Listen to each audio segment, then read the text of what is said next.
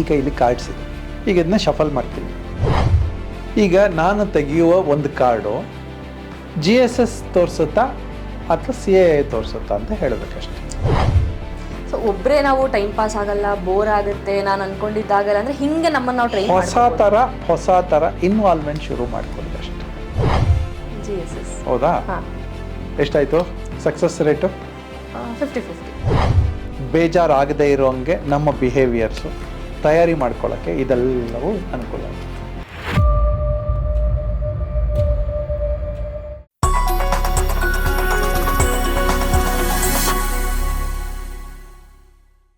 Intuition very strong subject, beautiful subject, ಎಲ್ರಿಗೂ ಒಂದು ಕುತೂಹಲ ಇರುವಂತಹ ವಿಷಯ. ನಾನು ಅಂದ್ಕೊಂಡಿದ್ದು ವರ್ಕ್ ಆಗುತ್ತಾ, ನಾನೇನೋ ಅಂದ್ಕೊಂಡೆ ಅದು ಯಾಕೆ ಆಗ್ತಿಲ್ಲ, ನಾನು ಅಂದ್ಕೊಂಡಿದ್ದೆಲ್ಲ ಆಗಬೇಕು ಅಂತ ಎಲ್ರಿಗೂ ಅನಿಸುತ್ತೆ. ಸೊ ಇಂಟ್ಯೂಷನ್ ಬಗ್ಗೆ ಇನ್ನೊಂದಷ್ಟು ತಿಳ್ಕೊಳ್ಳೋಣ ಫ್ರಾಮ್ ಯೋಗರತ್ನ ಶ್ರೀಹರಿ ಅವರು. ನಮಸ್ಕಾರ. ನಮಸ್ತೆ. ಏನೋ ಕಾರ್ಡ್ಸ್ ನೋಡ್ತಾ ಇದ್ದೀರಾ, ಇವತ್ತು ಬ್ಯುಸಿ ಇದ್ದೀರಾ, ರೆಡಿನಾ? ಇವಾಗ ಮತ್ತೆ ಫ್ರೆಶ್ ಸ್ಟಾರ್ಟ್ ಮಾಡಲ ನಮಸ್ಕಾರ ಇಂದ? ಇಲ್ಲ ಬಿಡಿ. ಇಂಟ್ಯೂಷನ್ ಬಗ್ಗೆ ಸಮ್ಮೋರ್ ವಿಷಯಗಳು. ಕಾಯಿನ್ ಆಯ್ತಾ? ಬುಕ್ ಆಯ್ತಲ್ವಾ? ಆಯಿತು. ಕ್ರಿಕೆಟ್ ಆಯಿತು. ಈಗ ಇಲ್ಲಿ ಕಾರ್ಡ್ಸ್ ಇದೆ.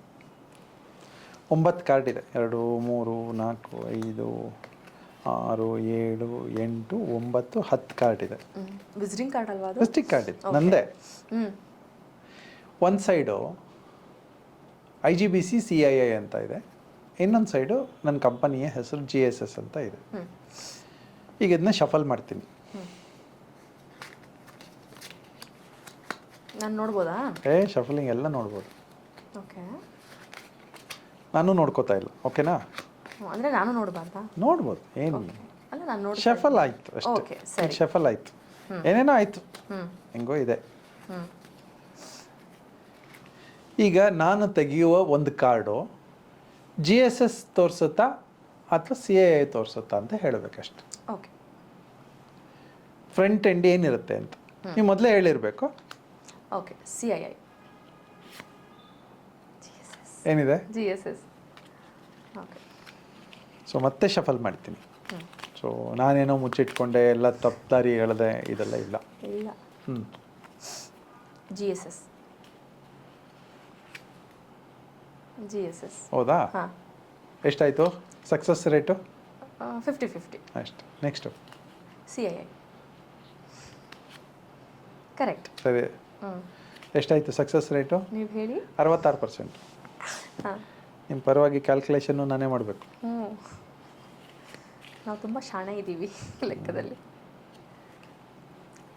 ಈಗ GSS.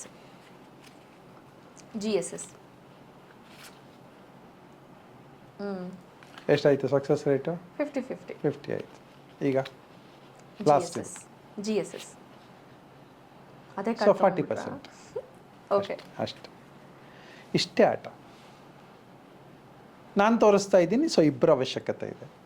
ನಾನು ತೋರಿಸೋದಿಲ್ಲ ಅಂತಂದರೆ ಹಿಂಗೆ ಅನ್ಕೋತೀನಿ, ಇವಾಗ ಹಿಂಗೆ ಇಟ್ಕೋತೀನಿ, ನಾನೇ ನೋಡ್ತೀನಿ. GSS. CII. ನಿಮಗೆ CII, ನನಗೆ GSS. CII.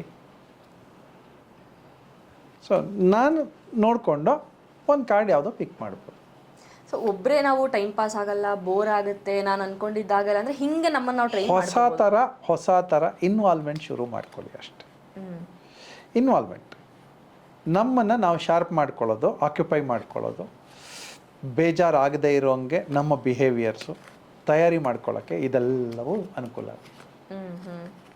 ಇಂಟ್ಯೂಷನ್ ಆಯಿತು, ಕ್ಯಾಲ್ಕುಲೇಷನ್ ಆಯಿತು, ಟೈಮ್ ಪಾಸ್ ಆಯಿತು, ನಮ್ಮದೇ ವಿಸಿಟಿಂಗ್ ಕಾರ್ಡು ಅಲ್ವಾ? ಆ್ಯಂಡ್ ನೀವು ಹೇಳ್ತಿರೋ ಆ್ಯಕ್ಟಿವಿಟಿ ಯಾವಾಗಲೂ ನಮ್ಮ ಸುತ್ತ ಸಾಮಾನ್ಯವಾಗಿ ಇರೋ ಅಂಥದ್ದು, ಸಿಗೋ ಅಂಥದ್ದು, ಅದನ್ನು ಯೂಸ್ ಮಾಡಿಕೊಂಡೆ ಹೆಂಗೆ ಟೈಮ್ ಪಾಸ್ ಮಾಡ್ಬೋದು ಅಥವಾ ಒಂದು ಕ್ಯಾರೆಕ್ಟರ್ನ ಬೆಳೆಸ್ಕೊಳ್ಬೋದು. Beautiful, simple. ಇಷ್ಟೇ ತಾನೇ? ನೀವು ಹೇಳೋದಲ್ಲ, ಅದೇ ನಮ್ಮ ಆಡಿಯನ್ಸ್ ಕೂಡ ಇವಾಗ ಅಕ್ನಾಲೇಜ್ ಮಾಡೋಕ್ಕೆ ಸ್ಟಾರ್ಟ್ ಮಾಡಿಬಿಟ್ಟಿದ್ದಾರೆ. It is so costless, effortless. ನಾ ಎಲ್ಲೋ ಹೋಗಿ ಏನೋ ಮಾಡಬೇಕು ಅಂತಿಲ್ಲ, ಎಲ್ಲೋ ದುಡ್ಡು ಕೊಟ್ಟು ಏನೋ ತರಬೇಕು ಅಂತಿಲ್ಲ. ಪಿಕ್ಚರ್ಗೆ ಹೋಗಿ 3 ಅವರ್ ಟೈಮ್ ಪಾಸ್ ಮಾಡ್ತೀವಿ, ಎಲ್ಲೋ ಹುಡುಕ್ತೀವಿ ಟೈಮ್ ಪಾಸ್ ಮಾಡೋಕ್ಕೆ. ಇದಂತೂ ಇನ್ನೊಬ್ರು ಕರಿಬೇಕಾಗಿಲ್ಲ, ಕರೆದ್ರೂ ಆಯ್ತು, ಕರೀದಿದ್ರು ಆಯ್ತು. ಜಾಯಿಂಟ್ಲಿನೂ ಮಾಡ್ಬೋದು, ಇಬ್ರು ಮಾಡ್ಬೋದು, 4 ಜನ ಮಾಡ್ಬೋದು. ಕರೆಕ್ಟ್. ತೀರಾ ಯಾರು ಇಲ್ಲ ಅಂದ್ರೆ ಒಬ್ಬರೇನೂ ಮಾಡ್ಬೋದು.